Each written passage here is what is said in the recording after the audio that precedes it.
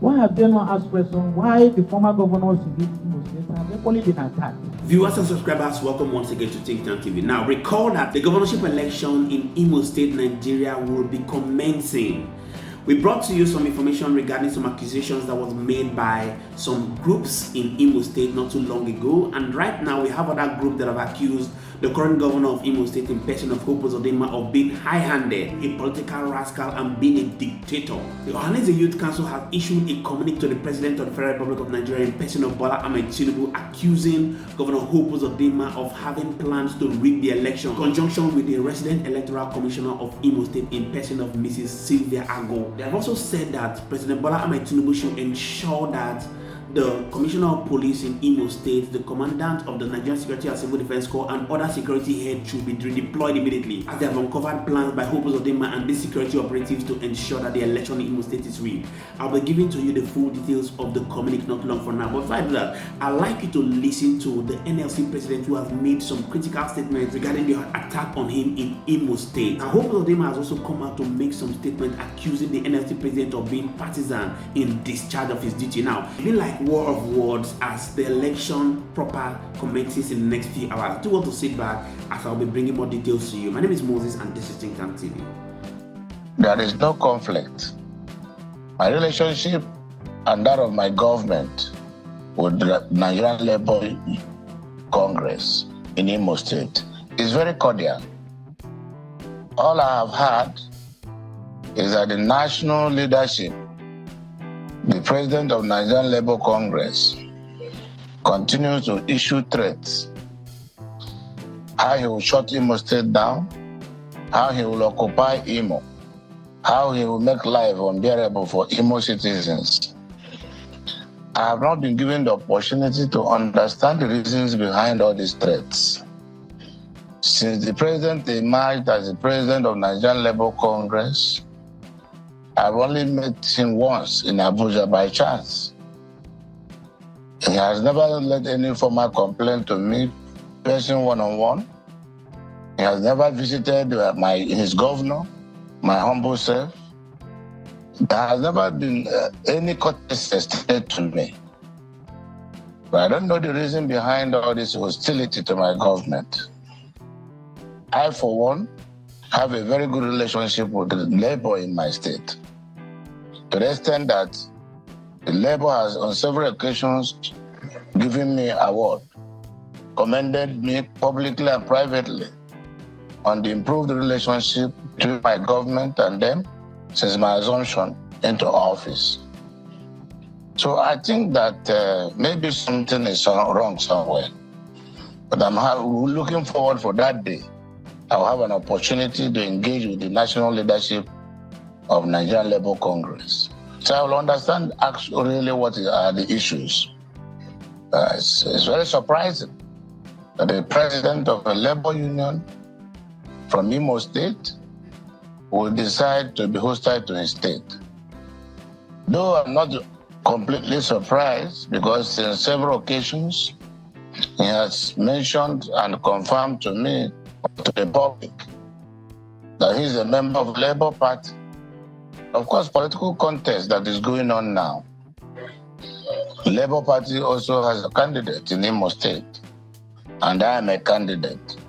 So I don't know whether the political contest in Imo State has been dragged up to the Nigerian Labour Congress. So I don't know.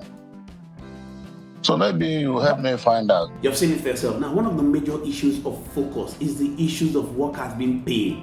Nigerian Labour Congress had accused the Imo State of not paying some of their workers, but Hope Uzodimma, in the video you just watched, just said that he has been paying the workers in Imo State consistently. So I had to go do my verification, and I find out that there are some ghost workers in Imo State that the Imo State government has accused of not being part of the civil service. Now, I'd like you to hear Nigerian Labour Congress President when he expresses the truth about the whole scenario and what caused the attack on his life just a few days ago. But do want to sit back as I'll be bringing to you the communique that was issued by Ohanaeze Youth Council, where they have said that Imo citizens should not vote for Hope Uzodimma, accusing him of being politically lopsided.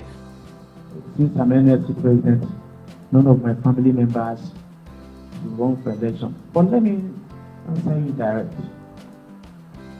I'm not sure that anybody from my village, I'm not one of family now, is even contesting for councillorship election. I want to take it beyond my family members. And if at all they are contested, like you said, and they have lost out, lost out, is it before the election or what? So if they have lost out, what's the issue? Because I listened to people who, especially Bayo Nonuga, who said he's writing for presidency. And I know that he lacks the capacity to write for the presidency. I practiced journalism with Bayo Nonuga during the Abacha days. I tell him, I said that he's a transactional journalist. And that there's a difference between guerrilla journalism and civil journalism. Tell him that I said that. He was with the news and I was with the Vanguard newspaper. So he can't be going into mercantile journalism and be dropping people's names. He should have known the importance of evidence, either in law or journalism. When you say somebody is going into politics, practicing politics, you say he's a member of Party ABC, or he attended this political meeting, or he attended this political rally. He provided evidence, or he made a statement to say vote for candidate A or B. There must be something. You can't just be a press assassin and you think it will go well with you. Anybody that is supporting the non-payment of workers' salary, him and his family, if they work, they will not eat. That's the mission we are on. It's a divine mission. If the whole world gather against this mission, comrade, they will all suffer for it. Some people will stay 1 year, 2 years, they are not paid. And some people are using grammar to cover it up. It's not done now. All the people that have died in this process, their blood will be upon all these people supporting it. If he is writing for the party in government, the person that was killed in Imo State, Gulag, is a member of their party. Why have they not asked questions who killed Gulag? Why have they not asked questions why the former governors in Imo State have only been attacked? Which house was attacked? Shot at. Ike was attacked, shot at. Ajero Joe has never gone near his state for a long time.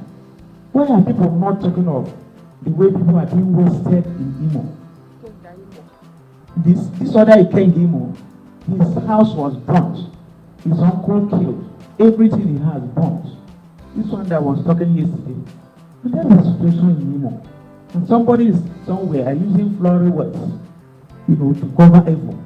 Anybody that supports evil, whatever you are, evil will be waiting for you. The person is attracting generational curse. We are on a divine mission. So that's the extent. I don't have anybody, any family member or whatever running for election. But they are free to run if they are interested. If I want to run for any office tomorrow, I will pick form of any party. Now, from the person that asks, there is no law that forbids a civil servant, public servant, labor leader from contesting election. But even Hope Uzodimma knows that I'm not in the ballot for this election. I'm not running for any office. So why is it an issue? I'm the government that asks whether we got permission. In the case of Muhammad Buhari versus the police, where the issue, even Kanify had severally gotten that order, where the issue of permission before we proceed. The appeal court was clear about it. That you don't need permission for protest or rally. Clearly. You only inform them to say this is happening and for them to give you protection. The law is clear. When you write them, it's for them. And in the case of the DSS, they asked me for my itinerary. And I sent it to them in their headquarters here. That I will be at the airport this hour and go to the office. And the following day, I will come to the office start the rally from there. And that was my itinerary. And they didn't stop it. Because it's good I respond to this. And I didn't see any of their people, apart from those that destroyed the TVC camera. And now for you to ask of yourselves, and some media organizations, that their workers are being humiliated. 2 TVC staff there were handcuffed. They were handcuffed to the police. I think it was at the police that they were handcuffed. And they were playing politics with Ajero Joe. The TVCs, 2 of them, and the TVCs have kept criminal silence up to this hour. That their staff were handcuffed and carried to that place, when the only offense was to come and cover an event. Is that equally politics?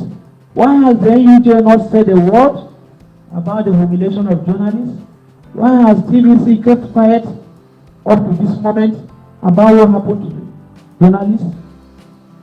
This goes on and on and on up to this moment. And for the comrade that asks about whether that is the end, not even my death could have stopped the struggle for the payment of those workers.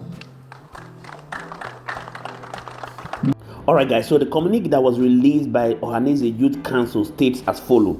Number 1, that President Bola Ahmed Tinubu should ensure the immediate redeployment of the resident electoral commissioner of Imo State in person of Mrs. Sylvia Ago, the Commissioner of Police in Imo State, and the Civil Defense Commandant, and the heads of other security agencies, stating categorically that they have obviously compromised the tenets of democracy by planning to rig the election with Governor Hope Uzodimma. The second on the list is that by their investigation, the Ohanaeze Youth Council has observed that Imolites have suffered hardship, impunity, lawlessness, and political rascality under the administration of Governor Hope Uzodimma in Imo State. The third of them is that President Bola Ahmed Tinubu should ensure the disbanding of Ebubago, an organization they refer to as a military group that is used by Governor Hope Uzodimma to ensure that his biddings are met in Imo State.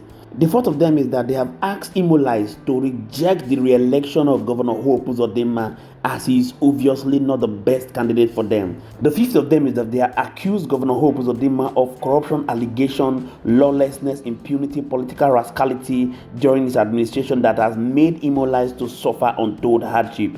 These and more were the communique that was released by the Ohanaeze Youth Council. Do well to hit the subscribe button. Let's get to know what your thinking is, as we shall continually be here to give you updates as to the current happening in the Nigerian political space and Imo in particular. My name is Moses and this is Think Tank TV. Thank you so much to all our viewers and returning subscribers. We do not take it lightly. See you on our next program. Bye for now.